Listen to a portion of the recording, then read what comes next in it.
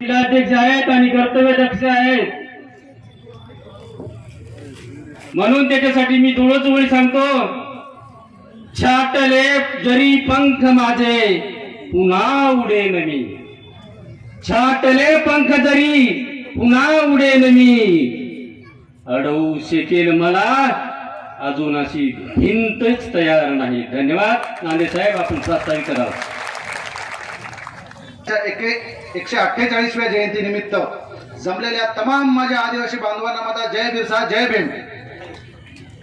रयतेचे राजे छत्रपती शिवाजी महाराज, छत्रपती संभाजी महाराज ज्यांनी विद्याविना मती गेली, मतीविना नीती गेली, नीतीविना गती गेली, गतीविना वित्त गेले, वित्त विना शूद्र खचले, इतके अनर्थ एका अविद्येने केले, असे ज्या महापुरुषांनी म्हटले, असे महात्मा फुले, डॉक्टर बाबासाहेब आंबेडकर की ज्यांनी कोणतेही लाखोचे मोर्चे न करता संविधानामध्ये कलम 146 नुसार आदिवासींना आरक्षण दिले, असे डॉक्टर बाबासाहेब आंबेडकर.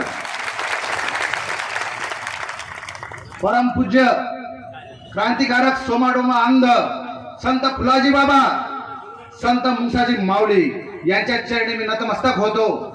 या ठिकाणी मला प्रस्तावना करण्याची जी संधी दिली आहे त्याबद्दल ताई, या प्रस्तावनेमध्ये आमच्या आदिवासींचे काय प्रश्न आहेत, मी ते 1-2 प्रश्न आपल्याला सांगणार आहे. प्रस्तावनेमध्ये या कार्यक्रमासाठी कार्यक्रमाचे अध्यक्ष म्हणून ज्यांच्याविषयी मला म्हणावाचं वाटतं, आदमी ना कद से बड़ा होता है ना पद से बड़ा होता है, जो आदमी दूसरों की मुसीबत में खड़ा होता है वही सबसे बड़ा होता है, असे माननीय आपले कार्यक्रमाचे अध्यक्ष टारफे साहेब.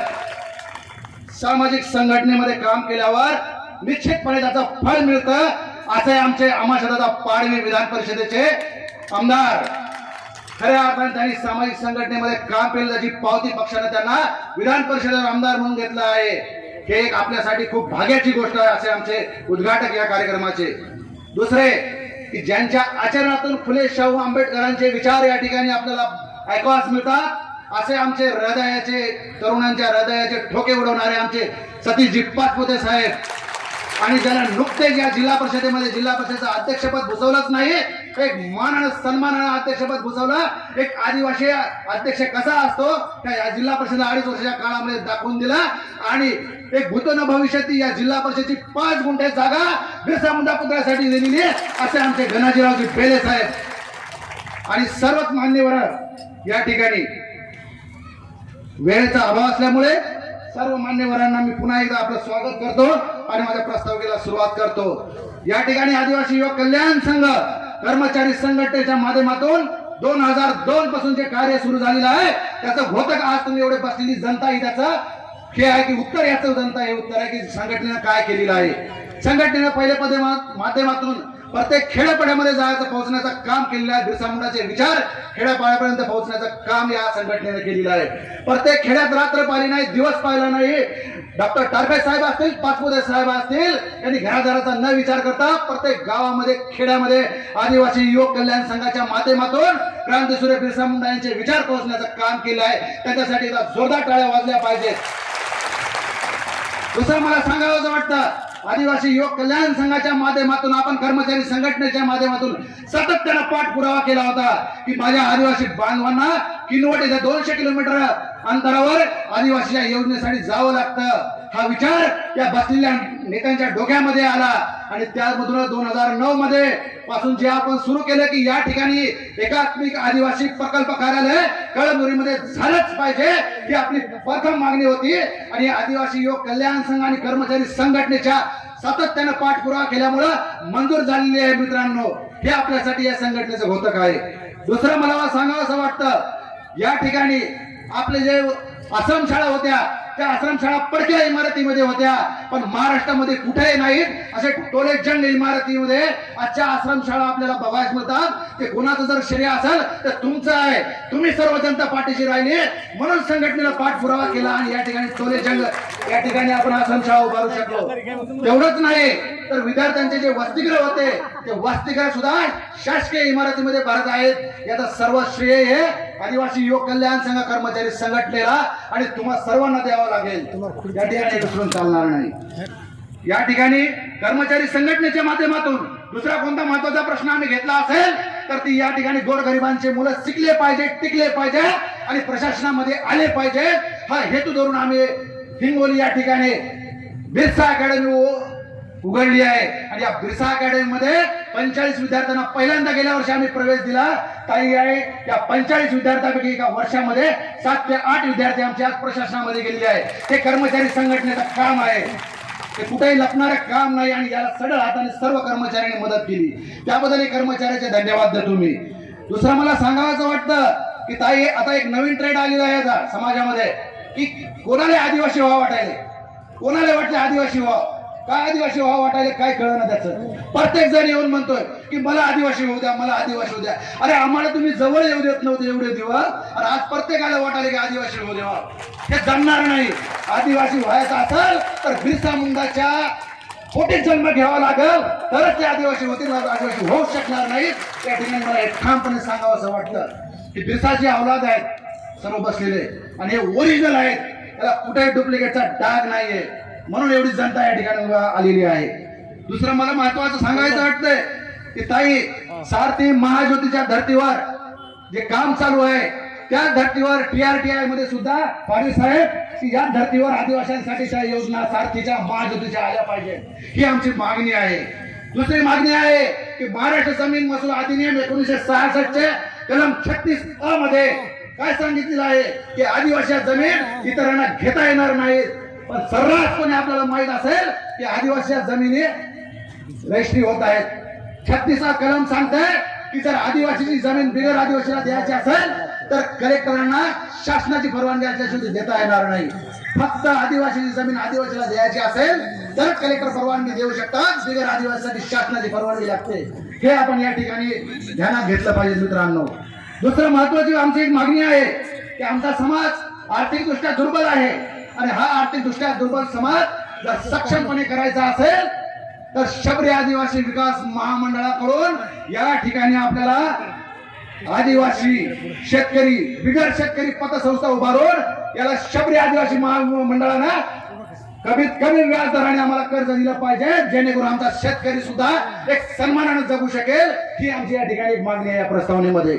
दुसरं आम्हाला सांगायचं आहे की आमच्या वाट्याचा आम्ही कोणाला देणार नाही. आमच्या वाट्याचा आम्हाला डॉक्टर बाबासाहेबांनी वाढवून ठेवलेला आहे, आमच्या ताटातला आम्ही कोणाला देणार नाही. जर वेळ अशी आली तर आम्हाला सर्व कर्मचारी असो, शेतकरी असो, शेतमजूर असो, सर्वांना रस्त्यावर उतरावं लागेल. या माध्यमातून मला हे सांगायचं आहे. दुसरं महत्वाचं सांगायचं आहे की येत्या 11 नोव्हेंबर मध्ये एक आदिवासी कर्मचारी संघटनेचा आम्ही एक राज्यस्तरीय अधिवेशन पार पाडलं, आणि या राज्यस्तरीय अधिवेशनामध्ये आम्ही काही ठराव पास केले दादा पाटील दादा. पण या ठरावाचा पाठपुरावा करायचा ही जबाबदारी आम्ही आपल्याला सोपवतो. आपण निश्चितपणे रात्री आपली चर्चा झाल्याप्रमाणे की आपण बिंदू नामवलीचा प्रश्न आहे, जो 2 नंबरचा बिंदू 8व्या नंबरला नेऊन घातलेला आहे, तो शासन निर्णय रद्द झाला पाहिजे. 25 फेब्रुवारी 2022चा शासन निर्णय रद्द झाला पाहिजे. यासाठी जोरदार टाळ्या वाजवा. कारण काय होणार आहे तुम्हाला माहित आहे का, पहिला बिंदू एसटीचा आहे, दुसरा बिंदू एसटीचा होता. म्हणजे एसटीचा माणूस रिटायर झाल्यावर एसटीचा लागणार होता, परंतु आता असं होणार नाही. एसटीचा झाल्यानंतर ओबीसीचा येईल, त्यानंतर तिसरा येईल, चौथा येईल. म्हणजे माझ्या 8व्या पिढीला मला जर एकच पद असेल तर माझ्या 8व्या पिढीला मिळणार आहे, म्हणजे आपण कोणीच नसणार आहे. त्याच्यामुळं हा शासन निर्णय 25 फेब्रुवारी 2022चा रद्द झाला पाहिजे. यासाठी सर्वांनी मोठ्या टाळ्या वाजवून यासाठी समर्थन दिलं पाहिजे. म्हणून आम्ही दादा आमची दुसरी ठराव होता अधिवेशनामध्ये की शासकीय भरतीमध्ये अनुसूचित जमातीचे एसटी संवर्गाच्या कोट्यातून निवड झालेले कर्मचारी आहेत, त्यांना जात वैधता प्रमाणपत्र असल्याशिवाय कुठेही नियुक्ती देऊ नये. पहिला अडचण आमचा तो आहे. दुसरा अडचण आमचा मागणी अशी होती या ठरावामध्ये की जे बोगसाचा प्रश्न आहे तो जर हरण पाडायचा असेल तर फॉर्म भरताना आवेदन पत्र स्वीकारताना व्हॅलिडिटी कंपल्सरी करा, म्हणजे तो पुढे बोगस होण्याचा प्रश्नच निर्माण होणार नाही. ही आमच्या अधिवेशनामध्ये दुसरी मागणी होती. तिसरी मागणी होती की या जात पडताळणी समितीकडे लाखोने प्रस्ताव पडून आहेत. आज नोकऱ्या करून 20-20 वर्ष झालेली आहेत, परंतु जात पडताळणी त्यांची पडून आहे. बोगस असल्यामुळे ते करत नाही, जात पडताळणी जात नाहीत. म्हणून त्यासाठी सेवा हमी कायदा लागू करावा. तसा इतर योजनेसाठी सेवा हमी कायदा लागू केला की जर तुम्ही एवढ्या दिवसात ही माहिती प्रकारे निकाली नाही काढला तर त्या सेवा हमी कायद्यानुसार दंड होतो. तसा अनुसूचित जमाती पडताळणी समितीला सेवा हमी कायदा लागू झालाच पाहिजे ही जोरदार आपली एक मागणी राहिली पाहिजे मित्रांनो. दुसरा, सर्वोच्च न्यायालयाचा 6 जुलै 2017चा जो शासन निर्णय आहे त्याची अंमलबजावणी पाडवीदादा आपण खूप चांगल्या प्रकारे महामहिम राष्ट्रपतींना निवेदन देऊन केलेली आहे. आणि आपण जी निवेदन देऊन मागणी केलेली आहे ती तडीस आपल्यालाच न्यावं लागणार आहे दादा. तुमच्या पाठीमागे सर्व आदिवासी समाज आहे पाडवीदादा. ही मागणी जर जुलै 17चा जो शासन निर्णय आहे त्याची 100% अंमलबजावणी झाली पाहिजे. आपण रात्री बोलताना म्हणला होता 12,500 पद नाही तर 20,500 पद अतिरिक्त झाले अधिसंख्ये ते तात्काळ भरले गेले पाहिजेत. रात्री आपल्या याच्यातून आम्हाला हे सुद्धा माहीत झालं. दुसरा, जास्त न बोलता आणखी प्रस्तावनेमध्ये महत्वाचा मुद्दा मांडतो की पेसा क्षेत्रामध्ये भरती करताना जे OTSP मध्ये जे आमचे विद्यार्थी आहेत त्यांना पेसा क्षेत्रामध्ये अर्ज करता येत नाही. परंतु पेसा क्षेत्र हे सर्व आदिवासींसाठी खुलं झालं पाहिजे. तो महाराष्ट्रातील कुठलाही आदिवासी असला तरी पेसा क्षेत्रातील आदिवासी जागेवर त्याला आवेदन पत्र भरता आलं पाहिजे. त्या ठिकाणी नियुक्ती झाली पाहिजे. ही आमच्या अधिवेशनामध्ये मागणी होती. आणि दुसरा आमची महत्वाची शेवटचं होतं की अनुसूचित जमातीतील PhD धारक विद्यार्थ्यांना फेलोशिप लागू झालीच पाहिजे. आणि दुसरी एक महत्वाचं होतं की जे आमच्या अनुसूचित जमातीचे पदवीधर उमेदवार आहेत त्यांना UPSCच्या धर्तीवर प्रत्येक रिजन वाईज UPSCचं मार्गदर्शन केंद्र निर्माण झालं पाहिजे ज्या माध्यमातून आमचाच एखादा कलेक्टर SP झाला पाहिजे. ही आमची या अधिवेशनातून ठरावातून मागणी होती. आणि म्हणून पाटीलदादांना विनंती करतो या प्रस्तावनेतून आणि हे जे आमचं ठरावाचं निवेदन आहे त्या कर्मचारी संघटनेला विनंती करतो की हे जे आपण ठराव घेतलेले आहेत पाटीलदादा निश्चितपणे विधान परिषदेमध्ये याचा पाठपुरावा करतील म्हणून हे पाटीलदादांना आम्ही ठरावाचं निवेदन देत आहोत. आणि या ठिकाणी माझा प्रस्तावित लांबलेलं थांबवतो. जय हिंद, जय महाराष्ट्र, जय भीम.